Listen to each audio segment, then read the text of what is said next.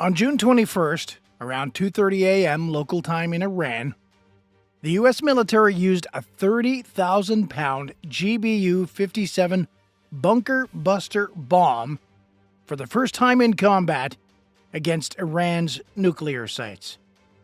Their targets: Fordo, Natanz, and Isfahan, three of the most heavily protected facilities in the world. This was not just another airstrike, it was a statement, a demonstration of how far and how precisely the U.S. Air Force can reach when called upon. Each bomber carried the massive GBU-57B, a bunker buster bomb designed to penetrate deep into concrete and steel. The goal was simple, yet bold: to destroy Iran's critical nuclear infrastructure buried deep under mountains. The mission lasted roughly 30 hours, including multiple aerial refuelings, making it one of the longest and most challenging bombing missions in recent years. This attack shows just how serious the United States is about stopping Iran from advancing its nuclear program. But it also raises a dangerous question. What would happen if Iran tried to strike back? What if Iranian air defenses spotted one of these stealth bombers? Could surface-to-air missile systems like the S-300 or S-400 hit a target designed to be nearly invisible to radar? And what kind of a response would that trigger from the United States? This right now is a moment that could redefine tensions in the Middle East, and perhaps even drag the world closer to a larger conflict. The skies over Iran have become the new front line of modern warfare. Will this bold move by the U.S. Air Force deter Iran, or will it spark a retaliation that could spiral out of control? We'll break down the details of this unprecedented strike and explore the bigger questions it raises: why it happened, what it means, and what might happen next. So, could Iran actually detect and shoot down a US B-2 stealth bomber? After several B-2 stealth bombers hit Fordo, Natanz, and Isfahan in a coordinated strike, one pressing question emerged. What if Iran tried to fight back? Could their air defenses actually detect and target one of the most advanced bombers in the world? To understand this, you have to look at how both sides operate. Iran has invested heavily in air defense. They have the Russian-made S-300 and possibly even the S-400 long-range surface-to-air missile systems designed to protect critical areas. They also operate their own domestic Khordad 15 and Bavar 373 missile batteries. These are sophisticated weapons capable of tracking and destroying many aircraft. But the stealth bombers like the B-2 Spirit were built precisely to defeat them. The B-2 doesn't just carry bombs, it is a flying weapon system designed to stay invisible. Its unique triangular shape, combined with special radar-absorbent materials, drastically reduces its radar signature. To an operator sitting in a radar site deep in Iran, a B-2 appears as little more than a faint noise, almost impossible to distinguish from the background. Even if the Iranian air defenses picked up a signal, it would likely be already too late. The B-2 operates by entering enemy airspace at altitudes and angles where traditional radar struggles to track it. By the time an Iranian battery might spot it, the bomber would already be too close for an effective missile intercept. And unlike in traditional air raids, the B-2 doesn't operate alone. Its mission would be backed by other aircraft, fighters like the F-22 and F-35, and supported by naval units such as the Aegis-equipped destroyers and carriers. Together, they would form a shield that can jam, confuse, or destroy enemy radar long before a shot is even fired. If Iran tried to launch a surface-to-air missile, it would expose its position immediately. In seconds, that site would be marked for retaliation, potentially targeted by precision weapons from American fighters or guided missiles launched from warships offshore. The risk for Iran is that trying to engage a B-2 could lead to a rapid, overwhelming counterstrike, one that wouldn't just neutralize a single air defense site, but it could cripple its wider network. The reality is that the B-2 was built for moments like these. Its ability to penetrate deep into contested airspace, combined with its long range and precision payload, gives it a nearly unmatched advantage. Unless Iran can develop a breakthrough in stealth detection, and publicly no such system has emerged, its best option is to avoid direct confrontation. Otherwise, a single shot could spiral into a much larger, more dangerous conflict that no one really wants. Why were Fordo, Natanz, and Isfahan chosen? To understand this, you have to understand how deeply tied these sites are to Iran's nuclear ambitions. For more than a decade, these facilities have been at the heart of a covert and contested program, a program that has shaped the tensions between Iran, the United States, and the rest of the world. Fordo is buried deep under a mountain that lies near the holy city of Qom. It's a site built to withstand attack, surrounded by layers of concrete and rock, making it nearly impenetrable to traditional airstrikes.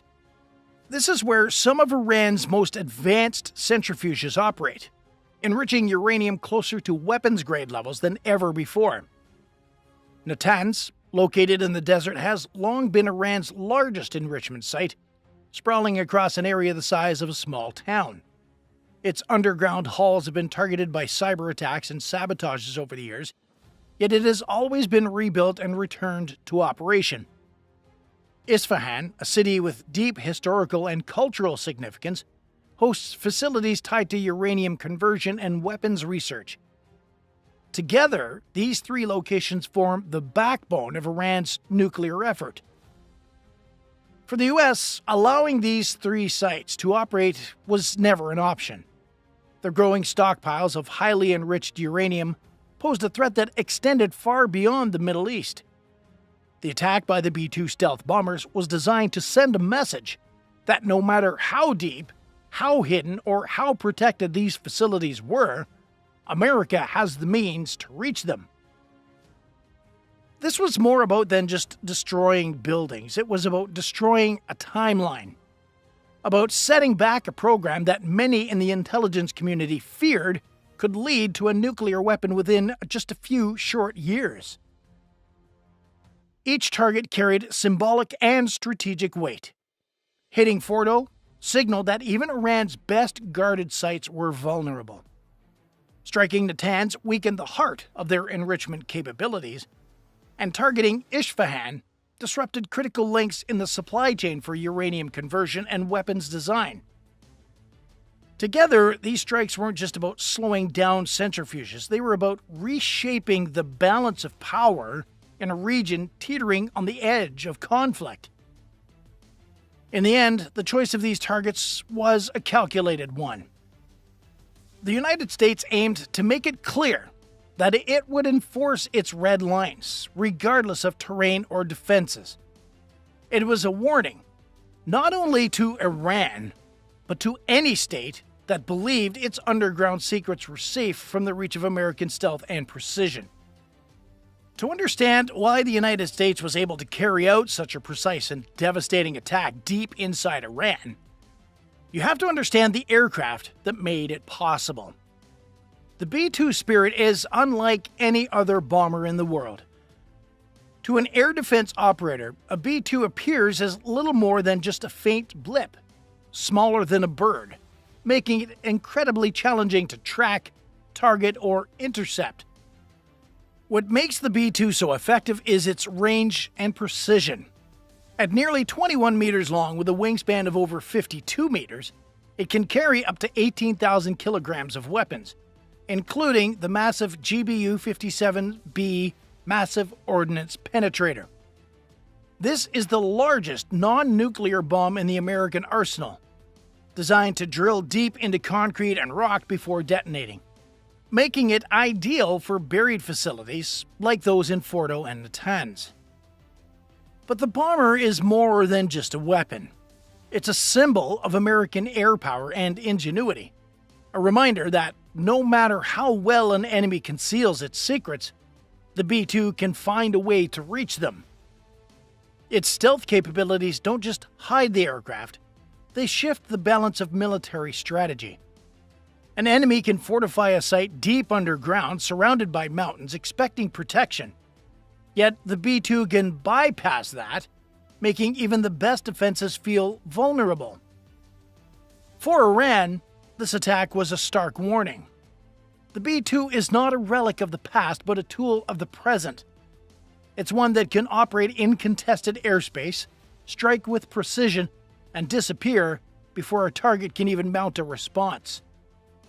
It's a reminder that technology, combined with planning and precision, can redefine the rules of modern warfare.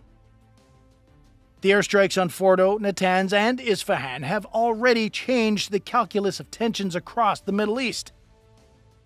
For Iran, this is more than just a tactical setback. It's a reminder that its underground fortresses can be reached and neutralized, no matter how deep or well guarded. But the implications go far beyond Iran's borders. In a region where alliances and rivalries can shift overnight, this attack has become a signal to friends and foes alike.